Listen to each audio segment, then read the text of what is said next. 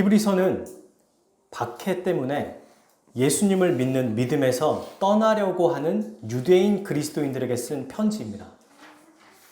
안에서는 같은 유대 민족들이 넌 배신자야 라고 얘기하고 있고, 밖에서는 로마 시민들이나 또 로마 군인들이 황제를 섬기지 않는다고 해서 박해를 하고 있는 상황이에요. 근데 유일하게 로마 국가에서 인정하고 있는 종교가 유대교입니다. 그래서 이 유대인 그리스도인들은 계속해서 어디로 향해서 가려고 할까요? 유대교로 가려고 하고 있는 상황이에요. 박해 때문에 그런 거죠. 그러니 히브리서 이 저자가 교인들에게 어떤 편지를 쓰게 될까요? 잘 살고 있니? 괜찮니? 인생을 즐기며 살아. 이런 얘기를 쓸까요? 아니겠죠? 예수 그리스도를 단단히 붙잡고 믿음에서 떨어지지 말아야 된다라는 얘기를 아주 분명하고 단호하게 쓰고 있습니다. 그래서 성경 66권 중에 유일하게 인사말도 없고요. 처음부터 끝까지 예수님에 대해서 쭉 설명한 게 바로 히브리서 말씀입니다. 자, 저자는 1장부터 예수님이 어떤 분이신지를 설명해요. 예수님은 완전한 하나님이시다. 그리고 완전한 사람이시다. 또 예수님은 자비롭고 신실한 대제사장이시다. 이 얘기를 계속해서 설명합니다. 그래서 히브리서를 쉽게 구분하는 분들은 이렇게 설명해요. 예수님은 천사보다도 위대하시다. 예수님은 모세보다도 위대하시다. 예수님은 여호수아보다 위대하시다. 왜냐하면 자꾸 예수님과 누군가를 비교하거든요. 이 당시에 유대인 그리스도인들은 유대교, 즉 구약 성경을 중시하는 사람들이기 때문에 구약 성경에 나오는 천사나 모세, 율법, 그리고 여호수아 이런 사람들을 대상으로 아주 섬기고 좋아했거든요. 그러니까 이들보다 예수님 훨씬 더 뛰어나다는 얘기를 하실 수밖에 없는 겁니다. 그러면서 예수님이 어떤 분인지 설명하는 거예요. 근데 중간에 이 예수님을 설명하시면서 예수님을 떠나지 말라고 권면을 해요. 그게 우리가 오늘 6장 12절까지 봤던 내용이죠. 예수님이 어떤 분이신지를 계속 설명하면서 세 가지 권면을 합니다. 그동안 우리가 봤던 거예요. 첫 번째 권면은 2장 1절에 들은 말씀에 들은 것에 유념하여 흘러 떠내려가지 않도록 해라 이 말이에요. 무슨 말이냐면 복음을 들었으니까 이 복음에서 너희가 떠나려가지 않도록 해라. 복음을 잊어버리지 말아라. 진지하게 받아들이고 또 지속적으로 기억해라 이 말입니다. 두 번째 권면은요 3장 7절에 나와 있는데 오늘 그분의 음성을 듣거든 마음을 완고하게 하지 말라는 내용이에요. 마음을 완고하게 한다는 것은 고집스럽게 한다는 거거든요. 광야 이스라엘 백성들은 하나님의 기적을 보고 말씀을 들었음에도 불구하고 안식을 얻지 못했어요. 왜냐하면 하나님의 말씀에 순종하기보다 현실을 타협하고 현실에 나와 있는 모습을 보고 하나님 말씀을 판단했기 때문입니다. 하나님께서 가나안 땅으로 가라고 하셨는데 막상 가다 보니까 물이 없는 거예요. 또 더운 거예요. 먹을 게 없는 거예요. 하나님을 의지하기보다 왜 이런 식으로 나를 살게 하십니까? 왜 여기에 나를 내모셨습니까? 라고 오히려 한탄했습니다. 하나님을 의지하고 기도할 수 있는 순간이 있었음에도 불구하고 하나님이 수많은 기적과 이적을 직접 보여주셨고 체험했음에도 불구하고 마음을 완고하게 한 거예요. 이렇게 해서는 안 된다고 얘기하고 있어요. 그리고 세 번째 권면은 5장 13절에서 14절 말씀인데요. 오늘까지 연결된 말씀입니다. 뭐냐면 영적인 어린아이가 되지 말고 단단한 음식을 먹는 영적인 어른이 되라 입니다. 어린아이는 어때요? 분유나 엄마 젖만 먹고 살아요. 갓난 아기들은. 근데 이렇게 영적인 어린아이로 머물러 있어서는 안 된다는 얘기를 하고 있어요. 단단한 음식이 뭡니까? 우리가 먹고 있는 쌀뿐만 아니라 뭐가 있어요? 고기도 있잖아요. 성경에서 이 단단한 음식은 어려운 말씀을 얘기해요. 또 우리를 건강하게 하는 신학과 성경의 지식들을 얘기합니다. 제가 예를 한번 들어볼게요. 만약 오늘 히브리서를 보지 않고 예전에 제가 신앙생활 하면서 경험했던 건데 다 그런 건 아니고요. 어떤 다녔던 교회에서는 본문의 설교 주제만 보면 어떤 얘기를 하실지 그냥 뻔히 다 보이는 거예요. 그리고 했던 얘기, 성경에 저는 몇 개 안 되는 줄 알았어요. 왜냐하면 구약 성경에 있는 뭐 미가, 나훔 이런 성경은 별로 들어본 적이 없거든요. 항상 성경의 마태복음이나 요한복음, 요한계시록은 감히 뭐 쳐다본 적도 없습니다. 왜냐하면 그냥 어렵다고 생각했기 때문에 그랬던 것 같아요. 그래서 제가 10대 때, 20대까지도 교회를 다니면서 깨달은 게 뭐냐면, 원래 성경은 설교할 때 한 5, 6권 정도만 가지고 설교하나 보다 이렇게 생각할 정도로 쉬운 말씀만 들었다는 거예요. 근데 오늘 말씀을 보니까 그렇게 되다 보면 영적인 어린아이로 머물게 되기 때문에 안 된다고 얘기합니다. 여러분 생각해 보세요. 하나님이 우리에게 굳이 66권을 주신 이유가 뭐겠습니까? 그 중에 좋은 것만 골라서 가져가. 1년에 한 번 말씀을 뽑을 텐데 그것만 너네가 가져가. 여러분 생각해 보세요. 60년을 우리가 성경 말씀만 뽑는다고 생각해 보세요. 그러면 우리에게 주신 구절은 69절밖에 없어요. 저는 이게 좋을 수도 있지만 한편으로는 좀 아쉬움도 많이 남을 수 있다고 봐요. 우리에게 모든 성경을 다 주셨지 69절의 말씀만 주신 게 아니거든요. 1년에 한 구절만 주신 게 아니라는 거예요. 모든 말씀을 다 주셨습니다. 그러니 이 모든 말씀을 다 받아들이는 게 영적인 어른으로 자라가는 것, 단단한 음식을 먹는 거라는 겁니다. 자, 근데 이렇게 여러분 자라가지 않거나 아이가 너 몇 살이야 했더니 20살이에요. 근데 여전히 그대로예요. 그럼 이거 문제가 있는 거예요, 없는 거예요? 있는 거죠, 당연히. 그죠? 이렇게 아이가 자라가지 않거나 또는 이것도 중요해요. 이 사람도 자라가려는 마음이 없다면 어떻게 된다고 얘기합니까? 성경은? 히브리서 저자는 배교할 위험이 있다. 신앙을 버리게 될 위험이 있다고 얘기해요. 그래서 이 경고가 지금 너무 중요한 겁니다. 우리가 이제 이게 지지난주에 했던 얘기죠. 그러면 실제로 한 번 구원은 영원하다고 했는데 우리가 이 편지를 받은 자들, 이 히브리서 교인들은 배교할 수 있는 가능성이 있는 건가? 그래서 쓴 거예요? 아니죠. 뭐라고 말합니까? 이들은 구원에 안전한 자들이다라고 말합니다. 저자는 이 교인들에게 경고한 것이지 구원받았다는 것을 확신하고 얘기해요. 그게 지난주 설교예요. 어떻게 그러면 교인들의 구원을 확신할까요? 두 가지 이유 때문입니다. 첫 번째는 지난주에 배운 내용이에요. 첫 번째 이유는 신자라면 반드시 나타나게 되는 삶의 열매라는 게 있어요. 신자일 때만 가능한 거예요. 그 열매는. 이 열매를 통해서 구원받은 신자라는 것을 알 수 있습니다. 나 신자 돼야지 해서 행동하면 율법주의예요. 여러분 다시요. 이거 없으면 구원 못 받는다고요? 그럼 이거 해야겠다. 그게 뭐예요? 이 열매가 다른 지체를 사랑하는 거다. 그러면 오늘부터 내가 다른 지체를 사랑할게요. 이렇게 되면 율법을 행해서 구원받는 거잖아요. 믿음이 아니라. 그죠? 그래서 이거는 율법주의, 복음에서 구원을 얻은 것이 아닙니다. 그럼 뭐냐? 신자가 될 때 반드시 나타나는 거예요. 신자가 되면 성령님을 받아서 자기도 모르게 생겨나는 것. 이게 바로 삶의 증거입니다. 그러니까 내가 삶을 살아가면서 다른 지체를 사랑하는 행동이 안 나타나요. 그러면 어떻게 될까요? 사랑해야지가 아니라 어디로 돌아가야 됩니까? 다시 말씀을 듣는 곳으로. 왜?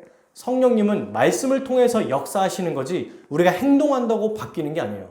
물론 우리의 행동이 중요하기도 합니다. 습관이 돼야 되고 훈련이 필요해요. 그런데 우리를 바꾸는 건 우리의 노력이 아니라 성령 하나님이세요.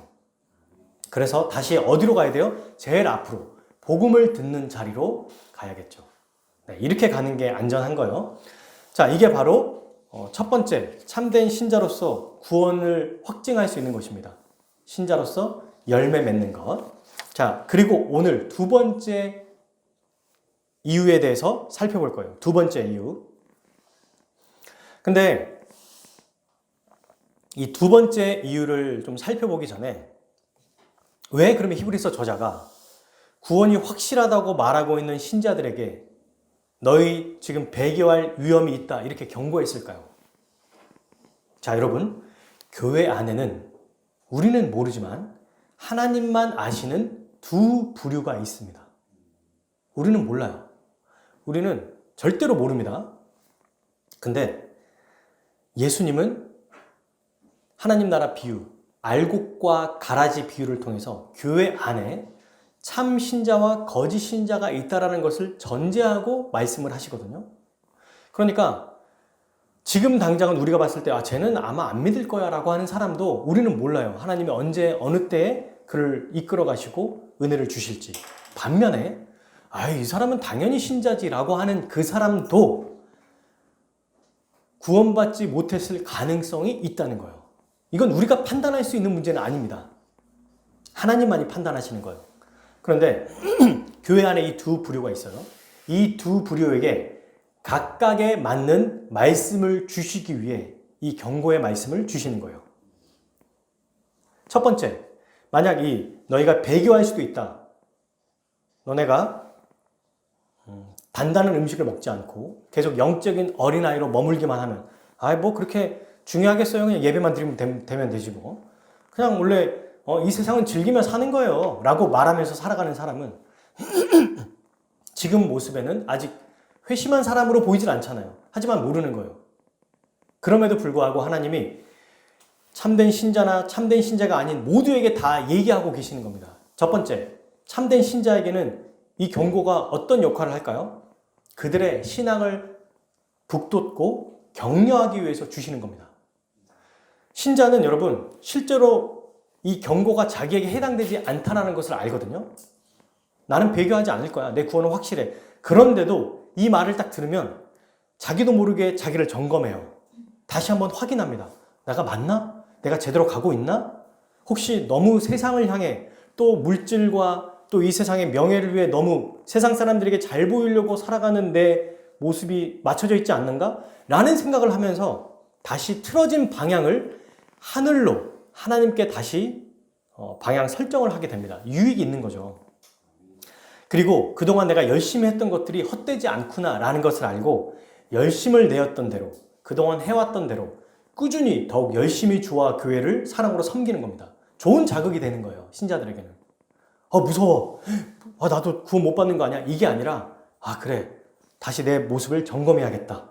그리고 다시 주님의 뜻대로 살아가도록 내 자신을 방향 설정해야겠다. 이렇게 하게 되는 거죠. 그러면 두 번째 부류, 교회 안에서 거짓 신자라고 말하는 사람들, 우리는 모른다고 그랬어요. 하나님만 아시는 분. 그들에게 이 경고를 주신 이유가 뭘까요? 너네 지옥 갈 거야. 너네 큰일 났다. 이 말일까요? 아니죠.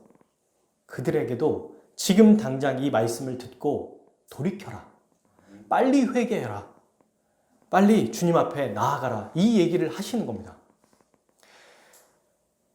거짓 신자들을 제가 예전에 얘기한 적 있지만 300년 전에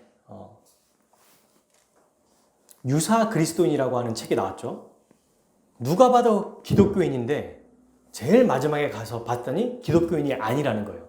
300년 전에 이미 영국에 있는 목사님이, 매튜라고 하는 목사님이 이 책을 쓰셨어요. 여러분, 이 유사 그리스도인들은요, 자기도 그렇고 다른 사람도 속입니다. 자기도 속임을 당하고 있는 거예요. 나는 원래 신자 아니야? 라고 생각하면서 살고 있다는 겁니다.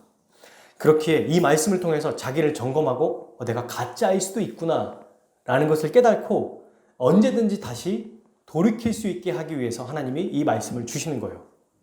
예를 들면 어떤 설교자가 여러분 교인들에게 집사님, 장로님, 성도님, 형제님, 자매님 괜찮아. 이 정도면 잘하고 있습니다. 뭐 예배 빠진다고요. 괜찮아요. 뭐 말씀대로 못 살겠다고요. 한 1년, 2년 동안 좀 쉬시겠다고요. 괜찮아요. 이미 구원 받았으니까 괜찮습니다. 이 정도면 충분해요. 그동안 열심히 섬기셨잖아요. 이렇게 말하면 어떻게 될까요? 그들은 신앙을 점검할 수 있는 기회조차 잃어버리게 돼요. 오히려 이게 더 안전하지 않나요? 집사님, 장로님, 성도님 이렇게 가는 거 지금 우리가 좀 생각해 봐야 됩니다. 지금 제대로 가고 있는지 한번 생각해 봐야 돼요. 이러면 딱 생각해 봤더니 뭐야 나 맞잖아. 목사님 저 맞잖아요. 라고 하는 게 낫지 않을까요? 핀잔을 할지언정 이 기회는 영원한 유일한 기회이기 때문에 우리가 차라리 핀잔을 드릴지언정 한 번 더 점검하는 것이 안전하다는 겁니다. 반면에 어떤 설교자는 이렇게 얘기하면 당신 지금 당장 돌이키지 않으면 죽습니다. 어디에 대체 삶을 빼앗기고 있습니까? 어디에 정신을 팔려서 살고 있습니까? 정말 신자 맞아요? 주의 뜻대로 살고 있습니까? 이렇게 경고한다면 어떻게 될까요? 찔리겠죠. 그죠? 제가 최근에 돌아가신 오카는 목사님 설교를 좀 듣고 있어요. 듣게 됐는데 거의 이런 설교더라고요. 깜짝 놀랐습니다. 여러분, 돌이킬 수 있는 기회를 주는 게 참된 목자입니다. 그리고 여러분, 이것이 우리에게 유익한 거예요. 이처럼 하나님은 하나의 말씀을 하지만 교회 안에 있는 두 부류에게 각각의 반응을 이끌어내시는 거예요. 만약에 지금 우리가 위험에 처해 있는데 아무런 경고를 안 한다면 어떻게 될까요? 예를 들어 볼게요. 어떤 공장에 유독가스가 나오고 있습니다. 근데 마을 사람들 한 명, 두 명이 막 이제 냄새를 맡으면서 이상하다? 이거 유독가스 아니야? 이렇게 얘기하는 거예요. 그랬더니 거기에 있는 마을 이장이 이렇게 말합니다. 아유, 무서워하지 마세요. 아, 괜찮아요. 이거 요즘에 새로 나온 에어프레쉬예요. 괜찮아. 이 정도면 원래 다 맞는 겁니다. 아, 너무 예민한 거 아니에요? 나는 안 나는데 안 나올 때도 있어요. 이런 냄새는. 라고 얘기한다면 어떻게 될까요? 끔찍한 일이 벌어질 거예요.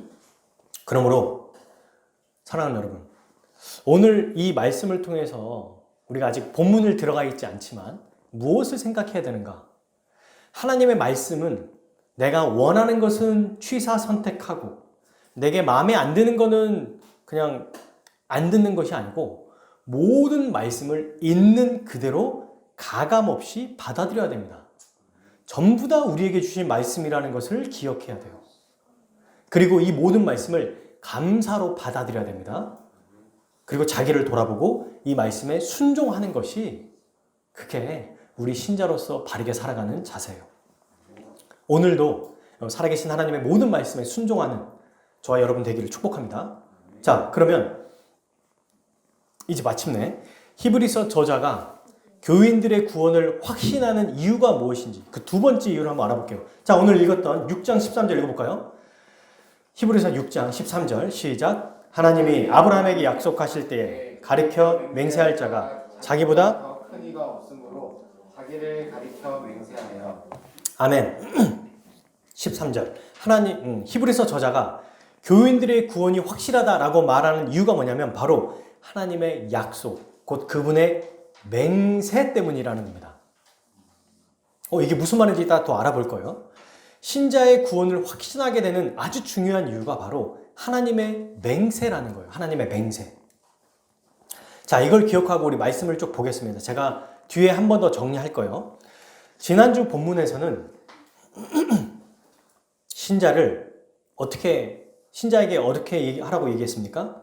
지금 너희가 하고 있는 일, 과거에 했던 것, 성도를 사랑하고 있는 것, 또 사랑했던 것, 이 일들을 계속해라 이렇게 권면했어요. 지금 너희가 하고 있는 일을 계속하면 된다. 새로운 일을 할 게 아니라 신자로서 마땅히 하고 있는 일을 열심히 하면 돼. 이렇게 얘기했거든요.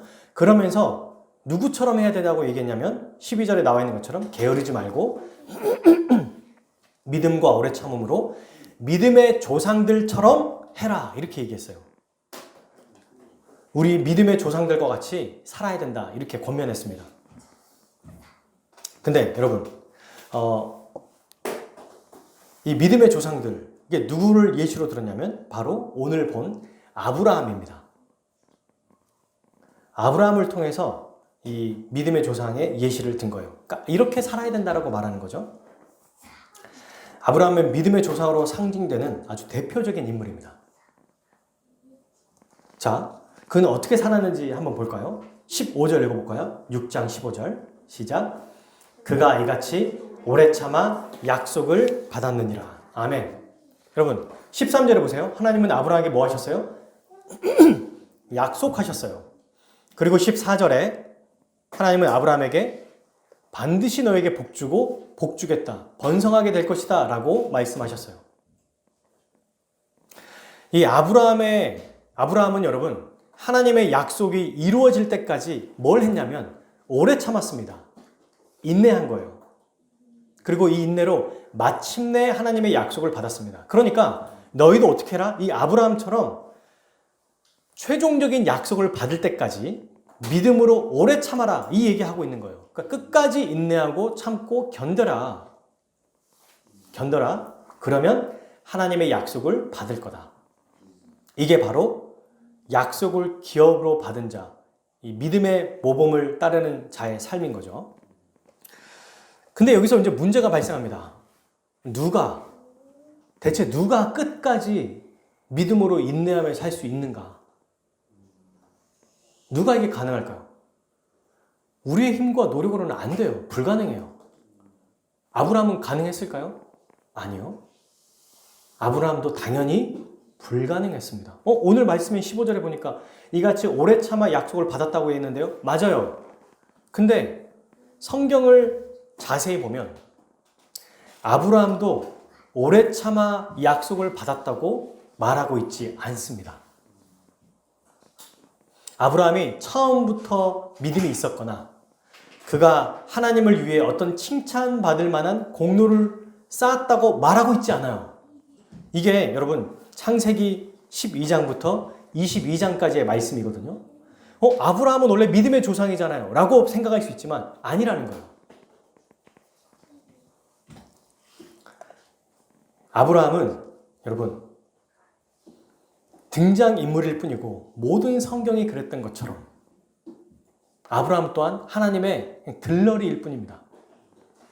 모든 성경과 인류의 역사의 중심은 누구예요? 하나님이세요. 하나님만이 그분의 뜻대로 모든 사람과 사건과 역사를 주도적으로 이끌어 가시는 분이세요. 그게 창세기 1장부터 22장까지 아주 분명하게 나와 있습니다.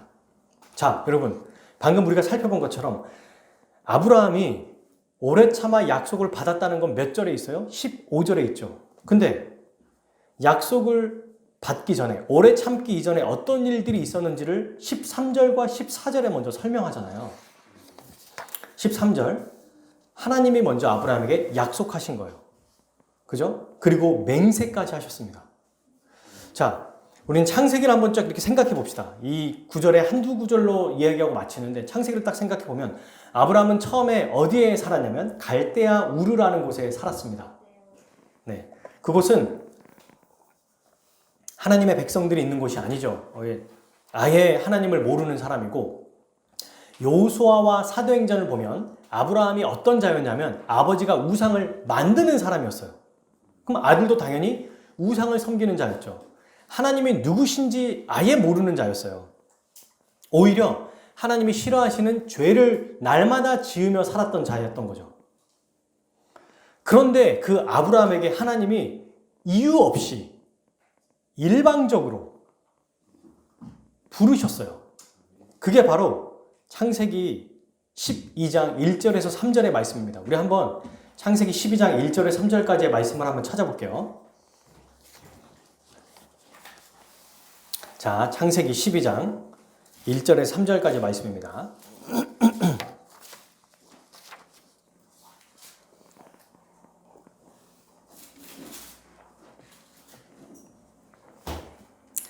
네, 같이 한번 읽어보겠습니다. 시작. 여호와께서 아브라함에게 이르시되 너는 너의 고향과 친척과 아버지의 집을 떠나 내가 내게 보여줄 땅으로 가라. 내가 너로 큰 민족을 이루고 내게 복을 주어 내 이름을 창대하게 하리니 너는 복이 될지라. 너를 축복하는 자에게는 내가 복을 내리고 너를 저주하는 자에게는 내가 저주하리니 땅의 모든 족속이 너로 말미암아 복을 얻을 것이라 하신지라. 아멘. 처음에 이 얘기를 하신 거예요. 지금 여러분 이 상황에서는 아브라함이 뭘 한 게 없어요. 아무것도 한 게 없거든요. 근데 이 얘기를 하셨습니다. 그리고 이제 시간이 지나서 아브라함의 삶에 하나님이 직접 개입하시는 게 나타나거든요. 근데 뭐라고 얘기하시냐면, 자, 오늘 이제 히브리서 13장, 오늘 이 본문을 여러분 창세기를 이제 그대로 두셔도 되고, 다시 히브리서로 넘어가서 이 말씀을 한번 볼게요. 6장 13절. 하나님이 아브라함에게 약속하실 때, 이 약속이 뭐였어요? 아까 12장 1, 2, 3절 말씀이거든요. 근데 뭐라고 하냐면, 맹세했다고 얘기합니다. 히브리서에서는. 이게 차이점이죠. 맹세했대요. 근데 이 맹세가 무엇인지 지금 설명해요. 자기보다 더 큰 이가 없으므로 자기를 가리켜 맹세했다. 이 맹세라는 설명을 16절에서 합니다. 보세요. 16절. 사람들은 자기보다 더 큰 자를 가리켜 맹세하나니 맹세는 그들이 다투는 모든 일의 최후 확정이니라. 그러니까 하나님이 아브라함을 일방적으로 택하시고 약속을 주셨는데 이것은 그냥 약속한 정도가 아니라 자기 이름을 걸고 맹세하셨다는 거예요. 반드시 주시겠다는 거죠. 이 맹세가 어떤 의미가 있냐면 16절에 얘기한 것처럼 사람들도 서로 맹세할 때 누구를 걸고 얘기해요? 자기보다 더 큰 사람을 걸고 얘기해요. 예를 들면 이런 거죠. 야, 이거 진짜야. 우리 아버지 어머니 이름을 건다 내가. 우리 조상의 이름을 건다 내가. 이거 거짓이면 그분의 명예가 실추될 거다. 그분 욕해도 돼. 라고 할 정도로 자기보다 더 큰 사람의 이름을 걸고 맹세하거든요. 왜냐하면 자기의 말이 이렇게 확실하다는 것을 확증하기 위해서 하는 거예요. 이 맹세가. 그죠? 나 맹세해. 너 걸 수 있어. 걸 수 있어. 나 우리 엄마 아빠 이름을 걸 수 있어. 이렇게 말할 정도로 자기의 말이 확실하다는 것을 증명하는 거예요. 근데 하나님은 어떤 분이십니까? 자기보다 더 큰 사람이 없는 거예요. 그래서 뭐라고요? 자기를 가리켜 맹세하십니다. 그리고 그 맹세의 내용이 뭡니까? 바로 밑에 나오죠. 14절. 이르시되 내가 반드시 너에게 복주고 복주며 너를 번성하게 하고 번성하게 하리라 하셨더니, 여러분, 하나님이 약속하셨는데 맹세로 이것을 이루시겠다고 약속하신 거예요.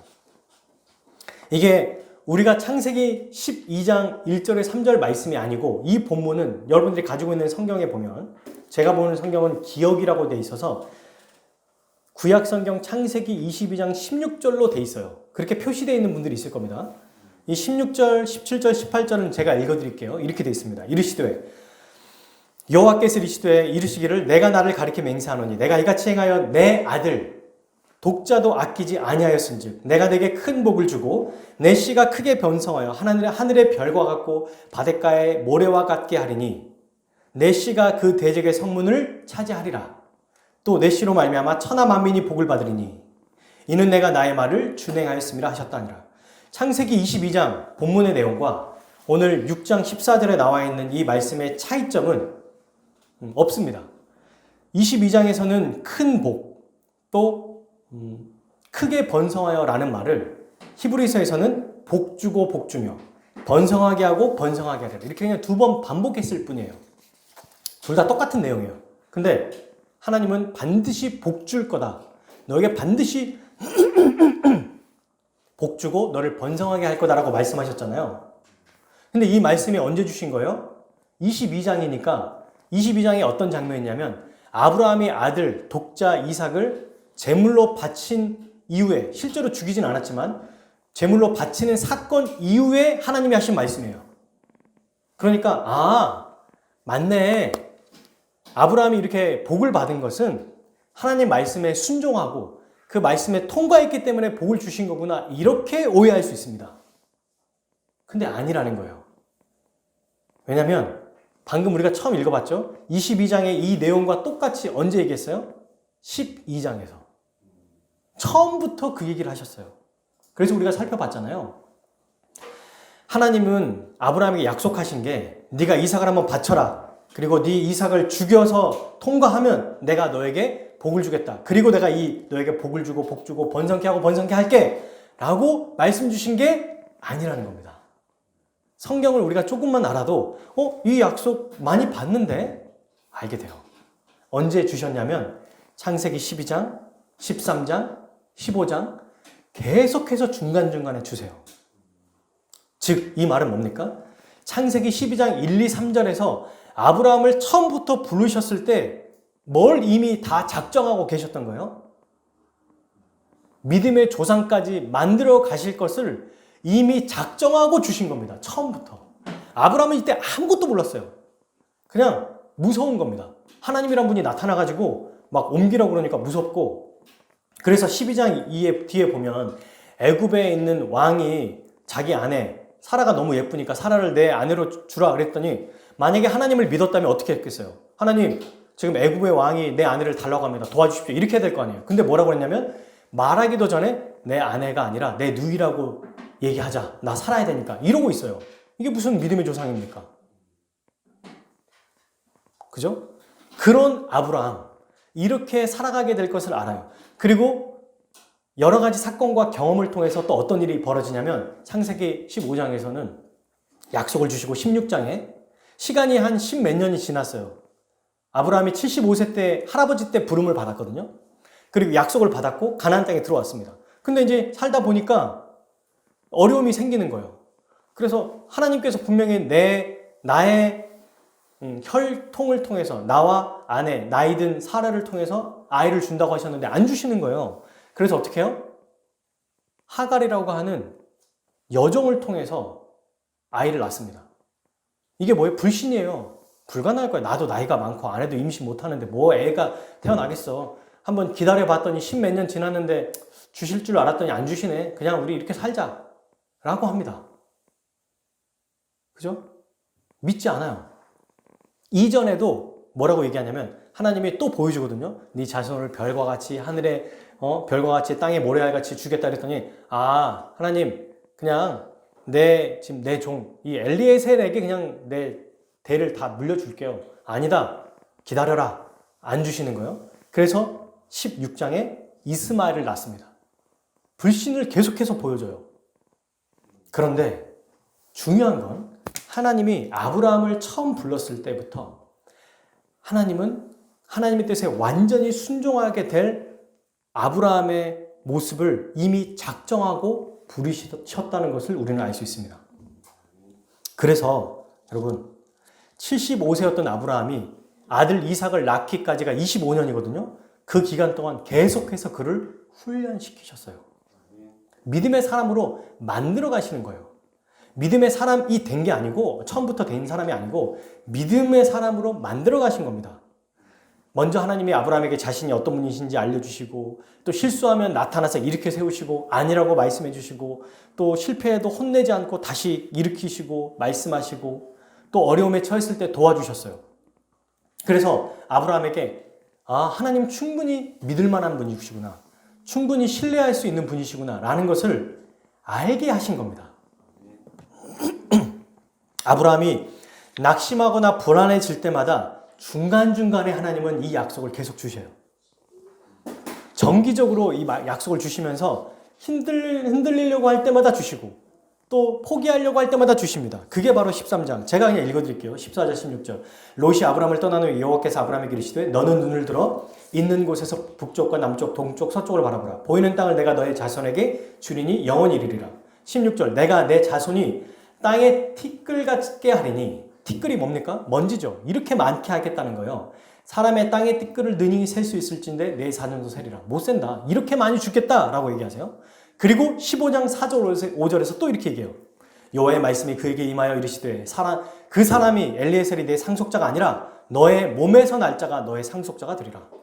그를 이끌고 이제 시청각 교육을 하십니다. 시청각 교육. 눈으로 보여주세요. 밖으로 데리고 나와요. 그리고 야 하늘 한번 봐봐. 별 한번 셀 수 있어? 못 세겠는데요. 이렇게 네 자손이 많아질 거야. 이렇게 또 한 번 얘기하세요. 중간중간에 반복된 약속들이 뭘 의미하고 있는 거예요? 사람의 편에서 하나님이 주신 약속이 실패하지 않을 것이라는 것을 보여주는 거예요. 소망을 잃지 않게 하는 것입니다. 여러분 예를 들어서 우리가 이제 산에 등산한다고 생각해 보세요. 처음 산에 올라가는 사람들은 못 모르고 올라갔다가 좋다 하다가 보니까 점점점 어때요? 산이 너무 가파라. 힘들어. 그래서 아이고 힘들다. 이제 거의 다 온 것 같은데 어떡하나 이러고 있는데 이제 보통 그럴 때 있잖아요. 언덕을 어느 정도 올랐을 때 안 보여요 앞이. 근데 이제 딱 올라서 우리 초보자의 생각에는 이것만 오르면 끝나겠구나라고 해서 딱 넘어갔는데 더 큰 게 서 있단 말이에요. 그때 이제 좌절합니다. 못 가겠다. 근데 그때 인솔자가 이렇게 얘기하죠. 걱정 마세요 여러분. 지금 저기 빨간 열매 보이시죠? 저 앞에. 저거 보이면 지금 고지가 거의 왔다는 겁니다. 이렇게 보여주면 힘을 내서 다시 갈 수 있거든요. 이렇게 믿음이 계속해서 자라갈 수 있도록 하나님은 알려주시는 거예요. 아브라함에게. 계속 말씀하시는 거예요. 그리고 이삭이 태어났습니다. 태어난 이후에도 이삭이 한 소년이 될 때까지도 계속해서 그가 믿음의 조상으로 자라갈 수 있도록 훈련시키셨어요. 그리고 마침내 이제 아들 이삭을 바치라 라고 해도 바칠 수 있는 믿음까지 만드신 거예요. 그리고 그에게 말씀하십니다. 내 아들 이삭을 나에게 바쳐라 라고 했을 때 아브라함이 그 일을 행했어요. 여러분 이때 아브라함은 어떤 믿음이었을까요? 그냥 멋모르고 그냥 죽여야겠다. 하라고 하시니까 해야겠다라고 하셨을까요? 했을까요? 아브라함이 이 당시에 어떤 믿음을 가지고 있었는지 창세기에서는 정확하게 설명하고 있진 않은데 우리가 중간중간에 알 수 있지만 더 분명하게 알 수 있는 내용이 있습니다. 로마서 4장 17절 찾아봅시다. 로마서 4장 17절. 이 당시 아브라함의 믿음이 무엇인지 분명하게 설명하고 있어요. 자, 로마서 4장 17절입니다. 신약성경 244페이지 정도 되겠네요. 같이 읽어보겠습니다. 시작. 기록된 바 내가 너를 많은 민족의 조상으로 세웠다 하심과 같으니 그가 믿음과 하나님 어떻게 죽은 자를 살리시며 없는 것을 있는 것으로 부르시는 이시니라. 아멘. 어떤 믿음을 가지고 있었다고요? 죽은 자를 살리시는 분이다. 없는 것, 아무것도 없어도 새롭게 만드시는 분이다. 이분은 창조주 하나님을 믿었다는 거예요. 그래서 여러분, 아브라함은 실제로 하나님이 아들 이삭을 죽이라고 하셔서 자기도 모르게 할아버지니까, 제가 이런 거 예전에 예를 많이 들었잖아요. 초등부 아이들 설교할 때 할아버지니까 소리 귀가 잘 안 들려. 그래서 이제 칼로 딱 찌려고 할 때 아브라함아 불렀는데 안 들려서 모르고 죽여버린 거야. 또는 힘이 주체가 안 돼가지고 아브라함아 왜요? 네 아들 이삭을 죽이지. 이미 죽였는데요. 이렇게 될 수도 있잖아요. 그러면 어떻게 될까? 방법은 모르지만 아브라함은 혹시라도 아들 이삭을 죽였을지라도, 여러분 이 타이밍이 중요하지 않습니까? 아브라함아 불렀는데 못 들었다면 어땠겠냐는 거예요. 진짜로 알았지만 자기 힘이 조절이 안 돼서 할아버지라 죽여버렸으면 어떻게 됐겠냐는 거예요. 그래도 아들 이삭을 살리실 분이라는 확신이 있었다는 겁니다. 왜냐하면 하나님이 처음부터 약속하셨죠. 계속해서 네 아들을 통해 많은 민족을 내가 세우겠다라고 말씀하셨잖아요. 그래서 이 약속을 굳게 믿은 거예요. 이 믿음까지 오게 된 겁니다. 가장 극단적인 상황에서 믿음이 꺾이기는커녕 더욱 힘을 발휘하게 됐어요. 아브라함은 이삭이 죽어도 다시 살아날 것을 믿어 의심치 않았습니다. 그래서 실제로 이건 제가 읽어드릴게요. 뭐 찾아보셔도 돼요, 나중에. 아브라함이 모리아산에 도착해서 이제 종들하고 같이 왔잖아요. 그리고 이삭에게 뭐라고 하냐면 이제 데리고 종들에게 이렇게 말합니다. 22장 5절. 이에 아브라함이 종들에게 이르되 너희는 나귀와 함께 여기서 기다리라. 아직 아들 이삭을 데려가기 전에요. 이제 데리고 가려고 할 때 종들에게 하는 얘기입니다. 내가 아이와 함께 저기 가서 예배하고 우리가 너희에게로 돌아오리라 하고, 이미 같이 올 거라고 얘기했어요. 죽이러 가잖아요, 지금. 근데 같이 온다고? 네, 이 믿음이 있었다는 겁니다. 죽이러 가고 있는데 살리실 것을 알았다는 거예요. 그리고 얘기하죠, 이삭이. 아버지, 번제할 이 나무와 불은 있는데 번제할 그 재물은 어디 있어요? 너야 임마. 이렇게 말하지 않았죠. 그냥 그 얘기 딱 듣자마자 눈물을 훔치면서 막 뛰어가지 않았어요. 그죠? 아무 말도 하지 않았어요. 뭐라고 하셨습니까? 하나님이 친히 준비하실 것이다. 완전히 믿었다는 거예요. 어떤 방식이든 살아날 거구나. 여러분, 이 믿음을 누가 만든 거예요? 하나님입니까? 아브라함입니까? 하나님이죠. 그의 삶을 쭉 보면은 전부 다 하나님이 이렇게 만드셨다는 거예요. 그게 로마서 4장 18절에서 22절 말씀에 나와 있는 설명입니다. 제가 읽어드릴게요. 아브라함이 바랄 수 없는 중에 바라고 믿었으니 이는 내 후손이 이 같으리라 하신 말씀대로 많은 민족의 조상이 되게 하려 하심이라. 그가 100세나 되어 자기 몸이 죽은 것 같고 사라의 태가 죽은 것 같음을 알고도 믿음이 약하여지지 아니하고 믿음이 없어 하나님의 약속을 의심하지 않고 믿음으로 견고하여져서 하나님께 영광을 돌리며 약속하신 그것을 또한 능히 이루실 줄을 확신하였으니 그러므로 그것이 그에게 의로 여겨졌느니라. 아멘. 그 앞에 뭐라고 되어 있냐면요, 16절에는 그러므로 상속자가 되는 그것이 은혜에 속하기 위하여 믿음으로 되나니 이는 그 약속을 그 모든 후손에게 굳게 하려 하심이라. 율법에 속한 자에게 뿐만 아니라 아브라함의 믿음에 속한 자에게도 그러하니 아브라함은 우리 모든 사람의 조상이니라. 이것이 아브라함의 힘으로 되는 것이 아니라 은혜로 된다는 것을 미리 얘기하고 있는 거죠. 그러므로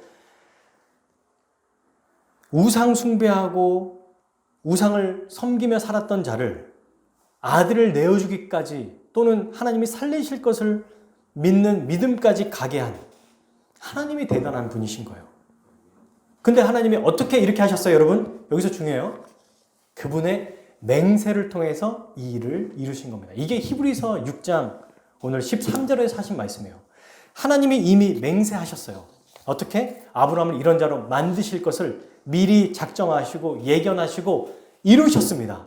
그래서 마침내 아브라함이 15절 오래 참아 약속을 받게 된 거예요.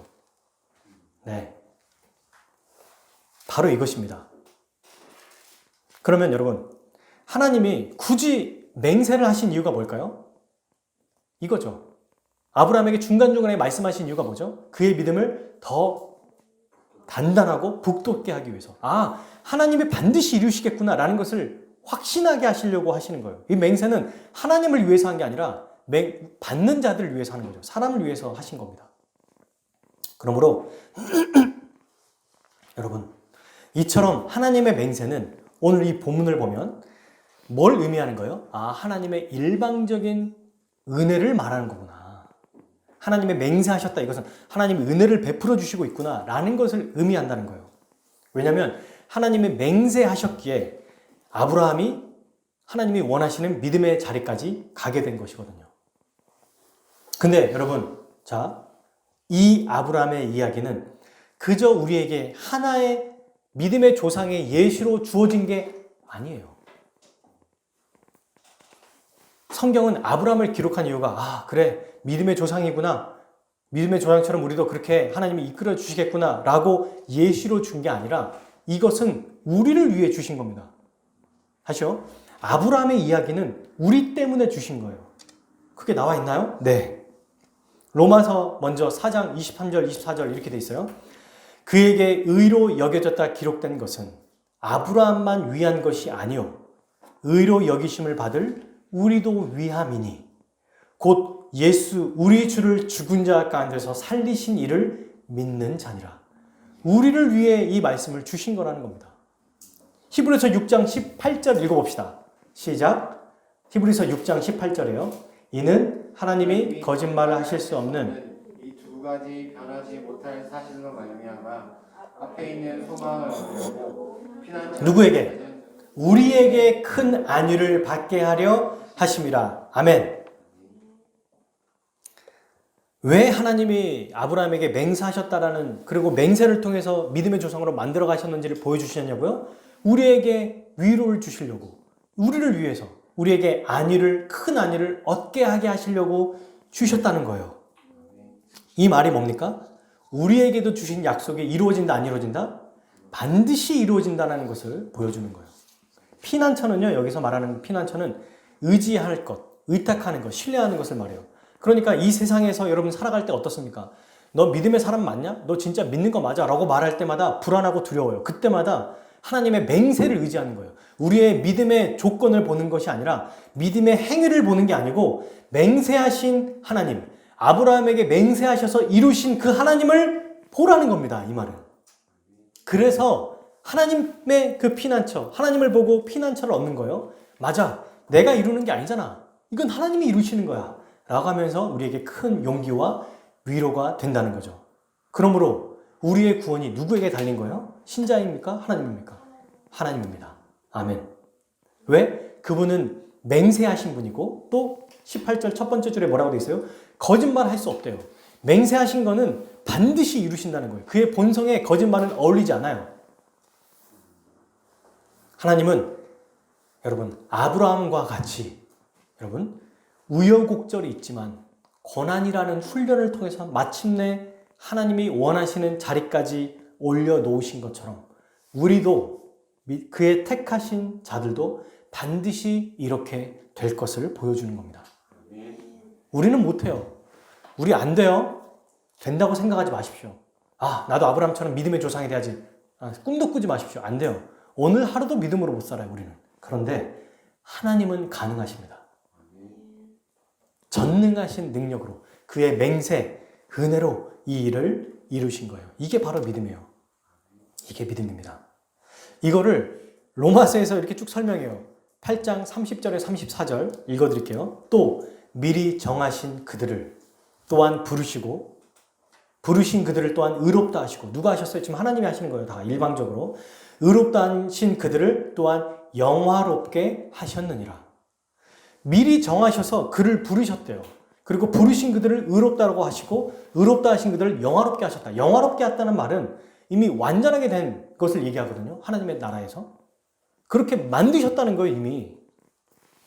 그런즉 이 일에 대하여 우리가 무슨 말하리요? 만일 하나님이 우리를 위하시면 누가 우리를 대적하리요?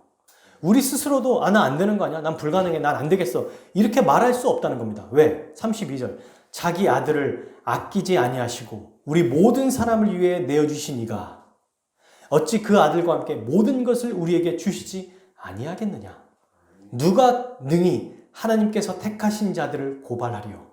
의롭다 하신 이는 하나님이시니 누가 정죄하리요? 그러면서 우리가 잘 알고 있는 말씀, 사망이나 생명이나 어떤 것에서 하나님의 사랑에서 뭐 할 수 없다? 끊을 수 없다고 얘기해요. 근거가 어디에 있다고 말합니까? 근거가 어디 있다고 얘기해요? 하나님이 미리 정하셨다는 게 근거라는 거예요. 하나님이 정하셔서 부르시고 의롭다 하시고 영화롭게 하셨다는 게 근거예요. 우리에게 근거가 없습니다. 그러니 이게 확실하다는 거죠.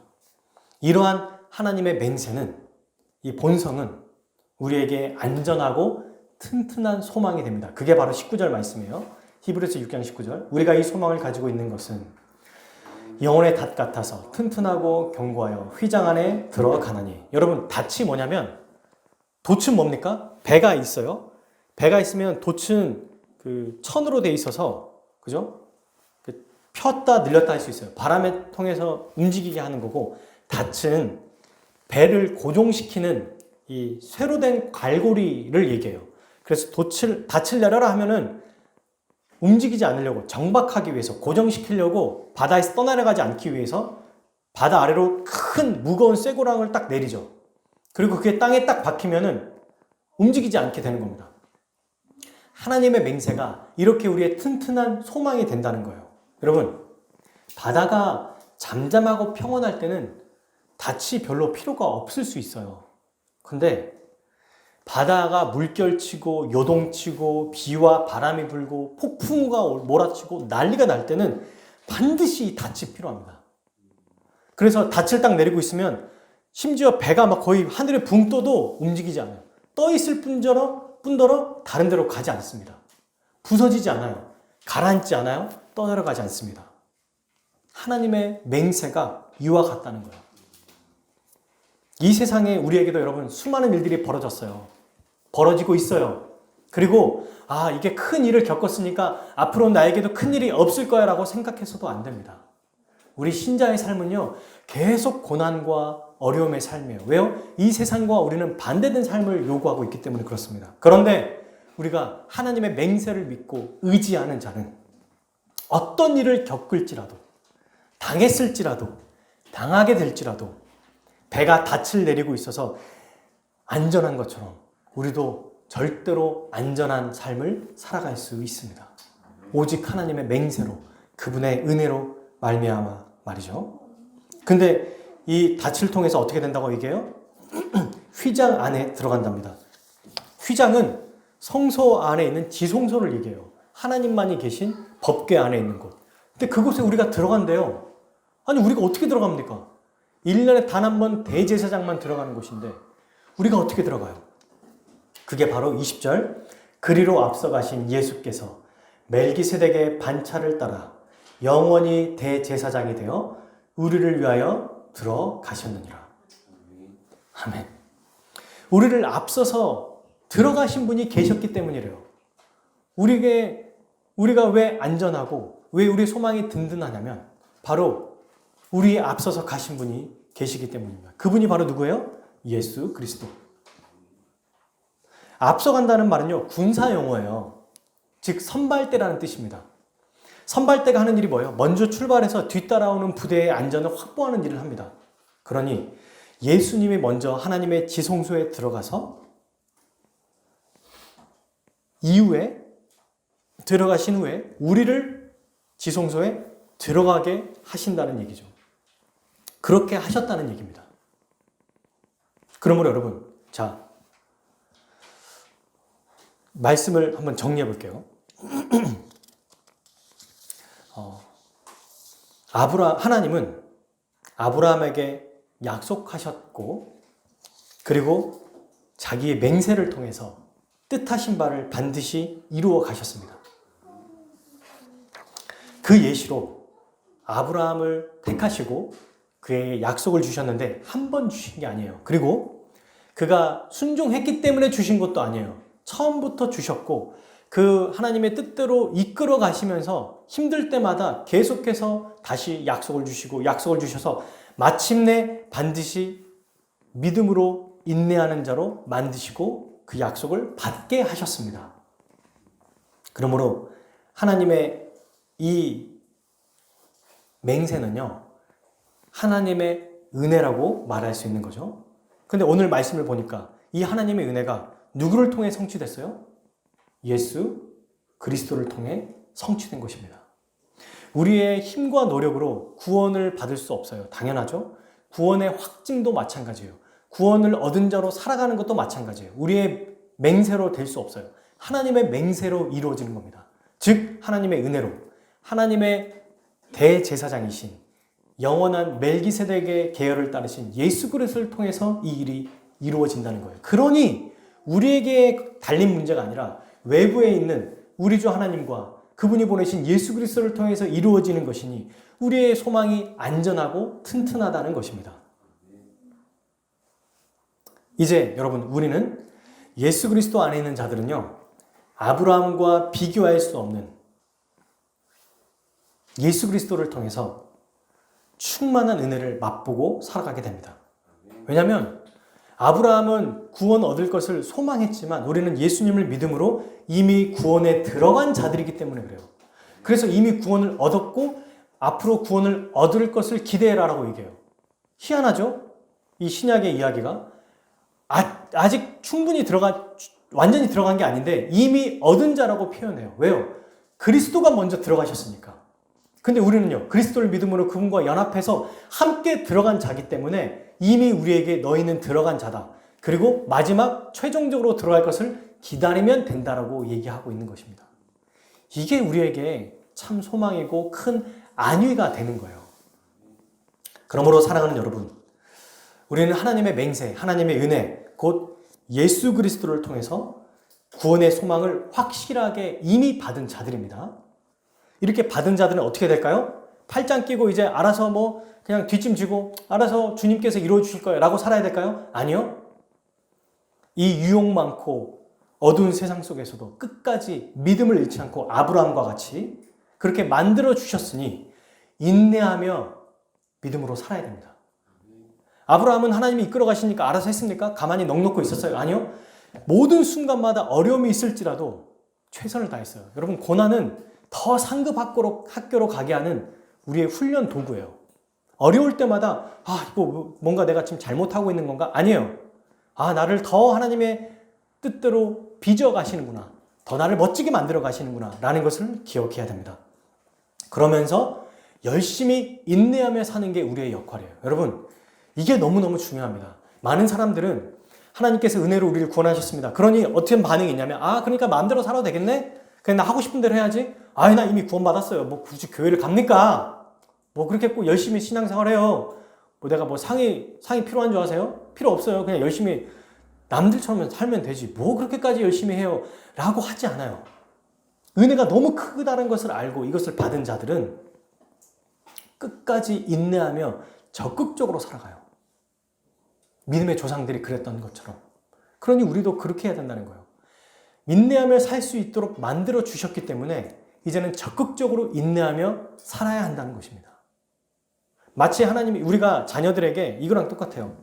다 준비해 놓고 자, 이거 여기서 한번 이거 점프해 볼까? 아이에게 점프하면 내가 이거 줄 건 이미 점프 안 해도 줄 건데 점프하게 해가지고 보람을 느끼게 한 다음에 주려고 기다리고 있어요. 저도 저의 아들에게 그렇게 하는 방식을 취하거든요. 자, 승원이 이거 한번 해봐. 해서 이제 딱 하이파이브를 했더니 와, 해냈다. 별거 아니야. 아무것도 아닌데 그거 했다고 선물을 주는 거예요. 잘했다고. 그럼 얘는 막 좋다고 신나고 있어요. 이렇게 하고 계시는 겁니다. 우리 하나님이. 우리는 이 일을 해야 되는 거죠. 하이파이브라도 해야 돼요. 그 자체가 하나님께 아무것도 아니고 그것이 이루어지는 도구가 아님에도 불구하고 하나님은 그것을 귀하게 보시고 기뻐하십니다. 열심히 살아야 돼요. 어떻게? 주의 말씀대로. 그러나 우리의 끝은 이미 정해져 있어요. 예수 그리스도의 완전한 십자가로. 예수님 십자가 죽으셨을 때 어떤 일이 벌어졌어요? 휘장이 위에서부터 아래로 찢어졌습니다. 예수님을 믿는 자는 이제 하나님의 자녀가 되었고 자녀로 살아가게 될 수 있다는 것을 보여줘요. 우리의 마지막 모습이 이런 겁니다. 부활해서 우리 주님을 만날 거예요. 모두와 함께. 거기서는 애통함과 눈물과 고통이 아무것도 없어요. 그런데 그때까지의 과정은 이곳에서 믿음으로 인내하며 살아가는 것입니다. 이렇게 우리는 살아야겠죠. 그럼 끝으로 어떻게 인내할 수 있을까요? 세 가지만 보고 마칠 거예요. 간단하게. 첫 번째, 하나님의 말씀을 통해서 우리는 인내하며 살 수 있습니다. 하나님은 아브라함이 낙심하거나 지칠 때마다 어떻게 했어요? 말씀을 계속해서 알려주셨어요. 상기하셨어요. 들려주셨어요. 그래서 다시 낙심하지 않도록 격려해 주셨습니다. 우리도 마찬가지예요. 힘들고 어려울 때 일들이 발생할 때마다 다시 교회 와서 다시 말씀을 듣고 다시 하나님 말씀을 듣고 믿음을 다시 북돋는 거예요. 아 그래 맞아 우리 주님이 행하시는 거지 주께서 행하시지 그러면서 다시 말씀을 통해서 힘을 얻는 것입니다. 두 번째 하나님은 하나님의 맹세를 성취하신 예수님을 의지하게 하심으로 인내하게 하십니다. 하나님의 맹세를 의지하게 하신다는 거예요. 그 하나님의 맹세가 하나님의 은혜였고 곧 이것은 예수 그리스도였습니다. 즉 하나님의 맹세를 의지한다는 것은 하나님의 보내신 예수님을 의지하는 거예요. 하나님은 우리를 위해 선발대로 대제사장이신 예수님을 먼저 보내주셨습니다. 그러므로 예수님을 의지함으로 우리는 날마다 그 은혜의 복을 맛볼 수 있어요. 예수님을 의지하는 것이 우리의 힘과 원동력이 되는 것입니다. 마지막 끝으로 세 번째, 하나님은 한몸된 교회 성도들의 위로와 격려를 통해 인내하게 하십니다. 혼자 살도록 만들지 않았습니다. 아담과 하와도 교회죠. 최초의 교회. 남자와 여자를 만드신 이유. 또 가족을 만드신 이유. 교회를 만드신 이유. 한 자리에 모여서 예배드리게 하신 이유가 뭐예요? 함께 살아가게 하시기 위해서입니다. 서로 기도하고 격려하고 할 때 어려움을 이겨내요. 혼자 이 일을 감당할 수 없습니다. 이 땅에 앞으로 우리가 살아갈 날들이 있잖아요. 이것은 함께 교인들과 이 일을 이겨낼 수 있는 거예요. 왜? 우리에게 이미 인내와 믿음으로 살아갈 수 있는 힘이 주어졌기 때문입니다. 그러므로 사랑하는 여러분, 우리는 이미 구원받은 자로서 말씀과 예수님과 우리 교회 성도들을 의지하여서 아브라함과 같이 이 땅에서 우리 주님 오실 때까지 믿음으로 끝까지 인내하며 살아가는 우리 모두가 되기를 주님의 이름으로 축복합니다. 아멘. 우리 함께 기도하도록 하겠습니다.